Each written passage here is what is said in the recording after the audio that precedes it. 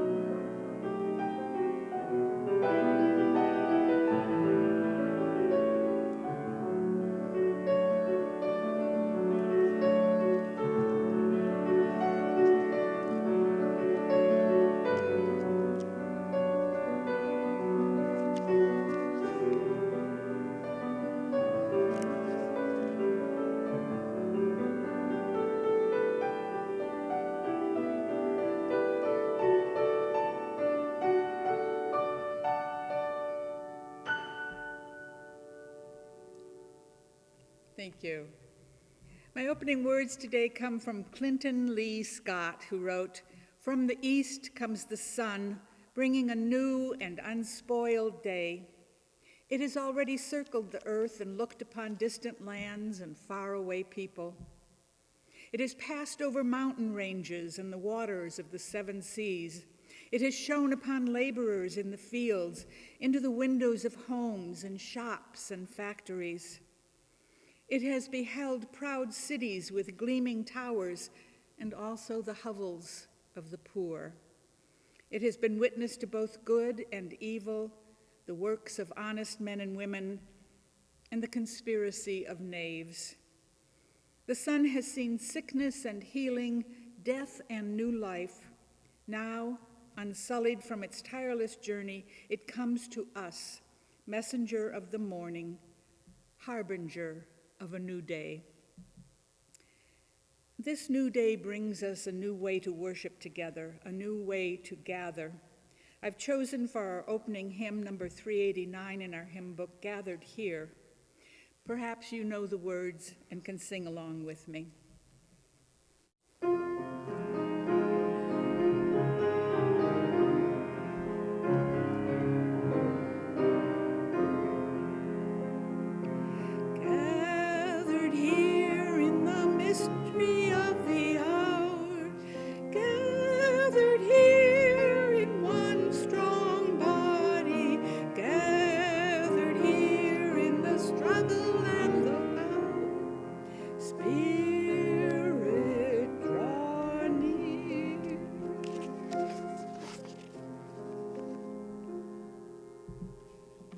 chosen a small chalice today that can sit on the pulpit with me, and I light it as we light our chalice every morning. There it goes. May the light we now kindle inspire us to use our powers to heal and not to harm, to help and not to hinder, to bless and not to curse, to service the spirit of freedom. Let us repeat together the covenant that we now know by heart. Love is the doctrine of this church. The quest of truth is our sacrament, and service is our prayer. To dwell together in peace, to seek knowledge in freedom, to serve others in community to the end that all souls shall grow into harmony with creation. Thus do we covenant with one another.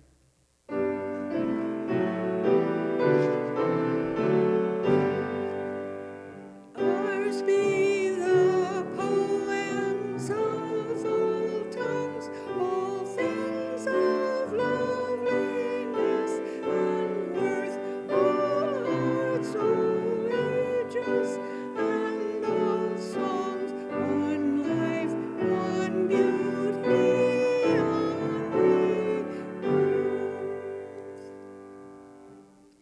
In our usual service, this would be the time that someone would come up and speak for the Light on Leadership. There will be no other speakers today, but I do want to make mention of all of those church leaders who came here this morning with me to make this broadcast possible. Guy Thornton is running the technology. David Winkowski is supporting us. Misha Berestnev at the piano. Patrick Gutierrez, who runs the sound system, went home because we didn't need him for this recording, and Julie Hevelone is here as chair of the Worship Arts Committee. Also this morning, we can't pass the plate for an offering, but I can remind you to keep current with your pledges and anything else you can manage. Bill collectors are not taking a vacation during the virus concerns. There is a page on our website at First Jefferson at uua.org where you can click to donate. Also, I'm not doing a traditional story for all ages this morning. I think it's more important to share our own stories.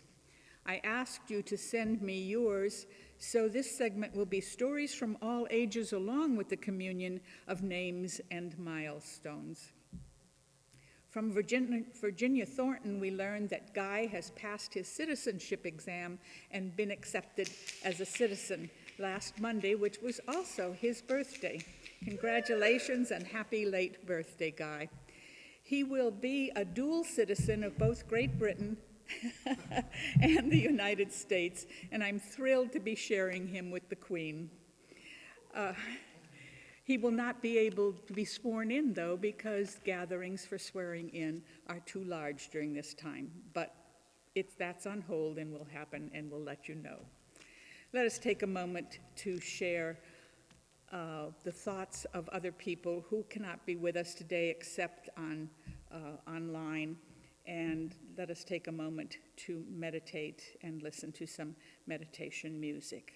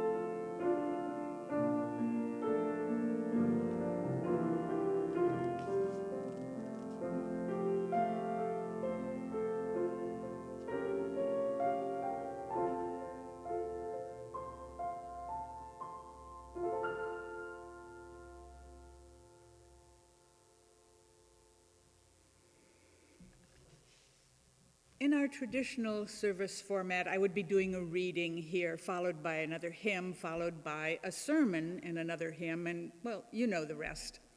So far this morning, I've kept to the usual format because I figured we would all like something familiar in this time of uncertainty.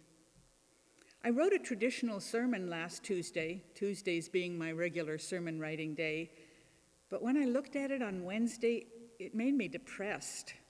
Possibly because I was sad when I wrote it, thinking about our being separated for so long a time. I promised myself I would lift it up a bit, but on Thursday, when I looked at it again, I had an epiphany. You don't need a sermon from me this morning. You don't need to be scolded or inspired or taught something, which are some of the things sermons are supposed to do. If you're like me, you need to have a conversation. I know that's what I look forward to most on Sundays, chatting with each of you. So let's just talk. At this point, you can't answer back, but by sending your stories for me to share every week, you can participate in the service. I thought I'd just bring up some topics and comment on them, and later, if you want to respond, you have my email address. It's minister@firstjefferson.org. So here goes with our first Sunday conversation. It's a tradition that the ministers say some inspirational words at the beginning and the end of all board meetings. Last week, I was searching for something to say that would be apt for these unpredictable times, and I got the idea to Google quotes for a crisis, and Google did not fail me. This is what I told the board members, and I will now tell you, but today I'm adding some conversational comments. The first thing I said was, being challenged in life is inevitable. Being defeated is optional. Well, already I feel challenged by this first week of sheltering in place. I admit I've gone out to as many places as I felt safe or required to go. Grocery shopping, of course. I'm not stockpiling toilet paper or bottled water, but I did get the giant bags of dog and cat food. I also went to a plumbing supply house to pick up a new toilet. I've been wanting to renovate my old bathroom for 8 years now, and it was scheduled for this past week, and they didn't cancel it. I now have a walk-in shower instead of an old tub, and I got new countertops and flooring too. I thought it would be a good time to get the toilet replaced as well, until I found out that my house is old enough that the original fixture was placed 10 inches from the wall instead of the now common 12 inches. I wasn't able to have them install the throne of my dreams that I had ordered online. I had to scramble to find a place that carried this outdated size and still give me the ability to have modern dual flush capabilities. Another reminder you can't have everything you wish for. After 2 days of noise and chaos from the workmen, I have the bathroom of my dreams. It's the most beautiful room in the house. It's been a challenge for sure, but I'm not a defeat. No, defeat don't have to step over that tub rim anymore. I'm going to assume you're laughing. Here's the next quote. Ego says, once everything falls into place, I will find peace. But Spirit says, find peace and everything falls into place.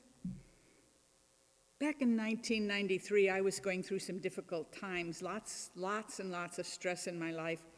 I decided to take a course in meditation. And the first thing my teacher taught us is that you can't learn to meditate. You can't even try to meditate. You can only meditate. We all know how to do this, she said. It's like falling asleep. As soon as you try to fall asleep, you're wide awake with your brain in full gear. Well, the same is true of meditation. Just close your eyes and do it, she said. Later, she admitted there were some tricks to it and lots of benefits. She gave each of us a mantra, a word with no meaning in the English language, a sound that would shut out our monkey minds if we repeated it to ourselves. If you've ever tried to meditate, you know exactly what monkey mind means.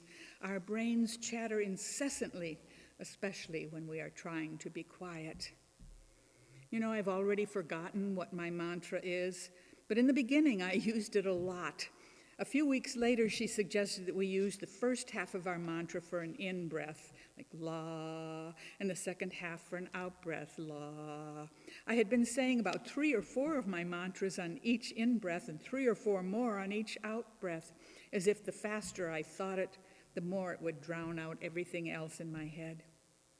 During my period of trying not to meditate, a colleague told me, "You should meditate an hour every day, except for the days when you are exceptionally busy and don't have time to do anything else. On those days, you should meditate for 2 hours." Very funny, I thought. Eventually, I didn't learn to meditate, but I began to meditate every day. That's when I found peace. That was my me time, my healing time. I hadn't realized how badly I had been treating myself, how selfless I had become with my time, and how starved I was for my own attention. 27 years of meditation have made me a believer. As you go through these perilous times, perilous only because we don't know what's going to happen next, I hope you can find peace. Don't look for it, just take time for it. The rest of the day will go much better if you do. This is my favorite piece of crisis wisdom. I'm actually extremely grateful that some things in my life didn't work out the way I once wanted them to. Oh my, yes. You know, my highest goal at one time was to be a math teacher. I have no idea how that would have turned out. I liked math a lot, but I'm not sure I was good enough at it to have found satisfaction in creating some new mathematical theory or discovering a way to solve some unsolvable problem. I would simply have been a teacher of math. A good one, I think, but never to see how my efforts affected the lives of my students, however. The crossroad came when I had to choose between math and writing, when I could have gotten a job in the computer department of the company I worked for, or the public relations department. That choice for writing put me in line to be bumped and tumbled into the life that I have lived. And I have loved that life, even the difficult parts of it. So while you've got time on your hands these next few weeks, take some of it to look back on your earlier plans. How do they compare with what you've got now? Still not satisfied? Well, you're still alive if you can hear the sound of my voice. Put yourself in front of one of the bumper cars of life and let yourself be knocked over. With any luck, you'll fall into the life you're supposed to be having if you haven't done so already. Lift up your eyes. There are more paths in the forest than the one that you're currently on. It's beginning to sound like I'm preaching, doesn't it? Occupational hazard, sorry. I'm trying to imagine what you would say back to me if you were here with me. This one especially is going to get some unheard pushback, but here goes anyway. Always remember that your present situation is not your final destination. The best is yet to come. Okay, I admit it. I am the eternal optimist. I've admitted it before. I will temper the quote with a little revision. I'm not sure the best is yet to come because some of the past has been pretty darn good. But I'm open enough to it to believe that different is good and familiar is also good. Sure, there are potholes in every well-traveled street and some flooding going on in the low places. But until I blow a tire or drown, I'm going to keep expecting something interesting will come out of all of this. I'm going to stop talking here because I'm picking up some of you wonderful pessimists saying, "Gag me with a spoon," which is what I would say if you were telling me your philosophy of bad things happen, get over it, and carry on. But I will defend your right to think that. It makes life more interesting by far. My last bit of inspiration for the board, the closing words of the meeting were this: at any given moment, you have the power to say, "This is not how the story is going to end. This is not how semi-voluntary quarantine is going to end. There is more to the story, your story and mine. Let me know how you're doing, the good and the bad of it. I'll see you back here next Sunday. Well, in my mind, I will see you. It's very strange emoting in an empty theater, but the story will go on. keep in touch. Misha, let's have our closing hymn.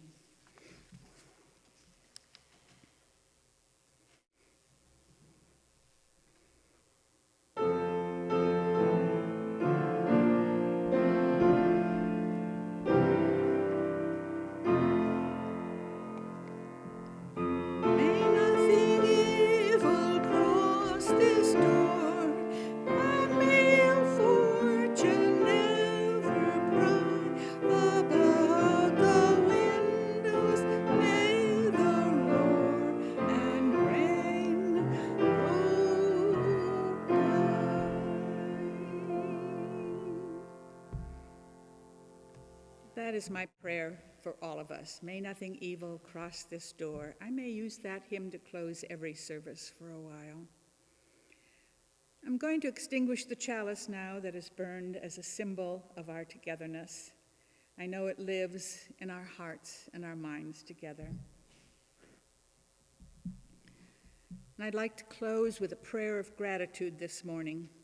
When I pause and hold out my hands, I invite you to say, "We give thanks for this day." For the expanding grandeur of creation, worlds known and unknown, galaxies beyond galaxies, filling us with awe and challenging our imaginations. We give thanks for this day.